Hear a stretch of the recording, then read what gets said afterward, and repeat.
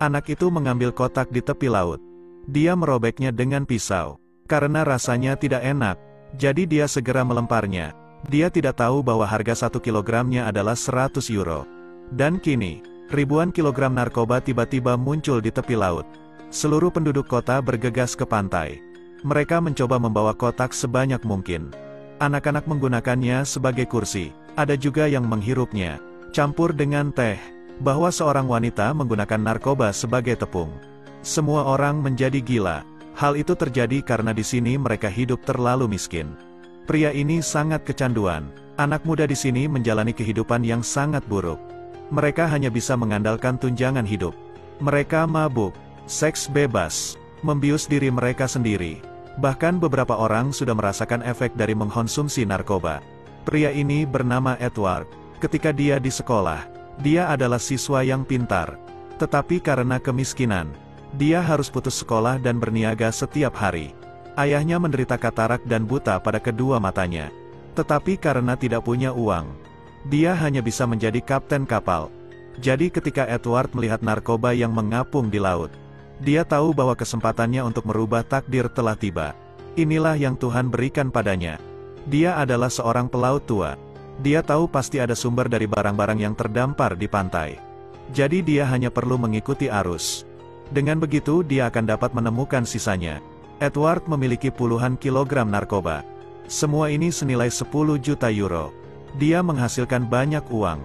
Dengan semua barang ini dia bisa menghasilkan uang. Tetapi ketika teman-temannya tahu bahwa Edward akan menjual obat-obatan, Amerika Serikat dan Jepang akan mengincarnya. Mereka adalah orang yang lebih berbahaya. Tapi apa yang bisa mereka lakukan? Edward tidak peduli karena dia tidak ingin terjebak dalam kehidupan ini selamanya. Dia pikir itu adalah kehendak Tuhan. Tuhan membiarkan hal-hal ini terjadi padanya.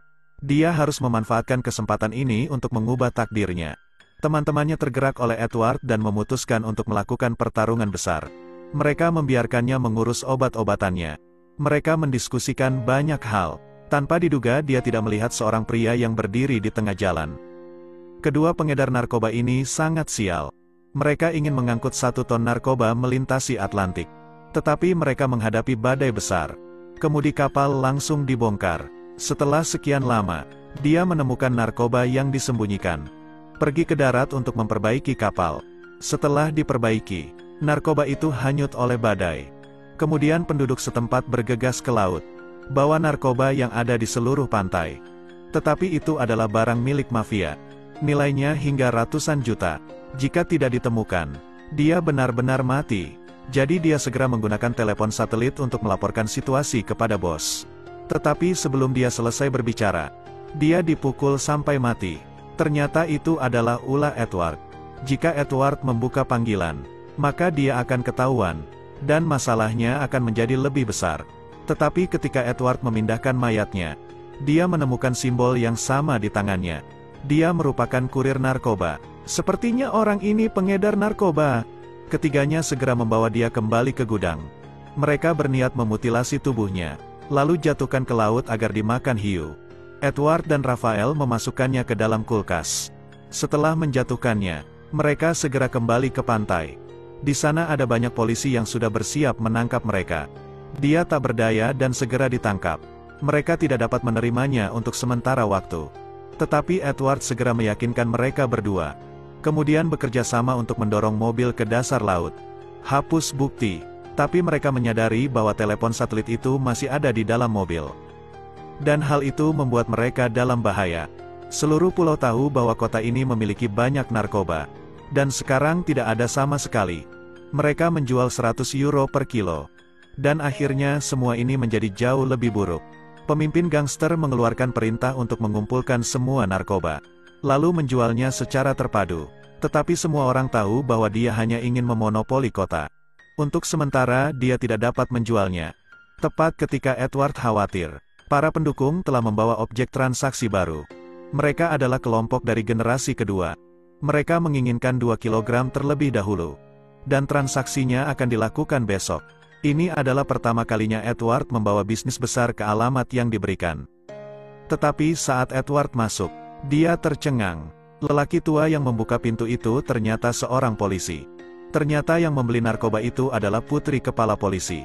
Kemarin dia lupa, saat ini kepala polisi sedang menghibur atasan yang datang ke sini untuk menyelidiki kasus narkoba. Aku adalah polisi. Sekarang Edward hanya ingin membawa Rafael berlari dengan cepat, agar dia bisa memancing musuh. Lari ke kamar mandi. Edward mendesak Rafael untuk mendapatkan hasilnya dengan cepat. Rafael sedang terburu-buru. Ada banyak orang di selat. Aku harus menggunakan kamar mandi. Edward hanya bisa menyuruh Rafael untuk keluar. Dia masuk dan membersihkan kamar Rafael.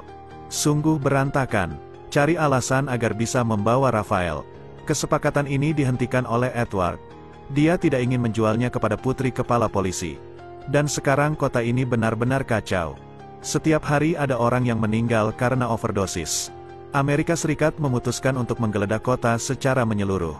Untuk menemukan semua narkoba, polisi khusus menyerbu rumah warga.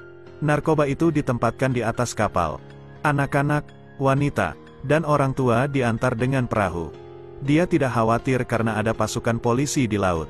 Edward dihentikan. Tetapi saat polisi menggeledah seluruh kapalnya, polisi tidak menemukan apapun. Ternyata sebelum polisi bertindak, putri kepala polisi mendengar berita itu dan memberitahu terlebih dahulu. Edward menggantung narkoba di bawah kapal. Dengan begitu dia bisa lolos dari penggeledahan. Meski polisi berhasil menyita sejumlah besar narkoba, tapi polisi tidak bisa mendeteksi narkoba yang ada pada Edward. Meski begitu mereka tetap melakukan kelalaian. Mayat yang dimasukkan ke dalam kulkas kini keluar. Dan dia akan hanyut ke darat. Cerita pun berakhir. Terus ikuti Edelweiss Review untuk mendapatkan update cuplikan film berikutnya.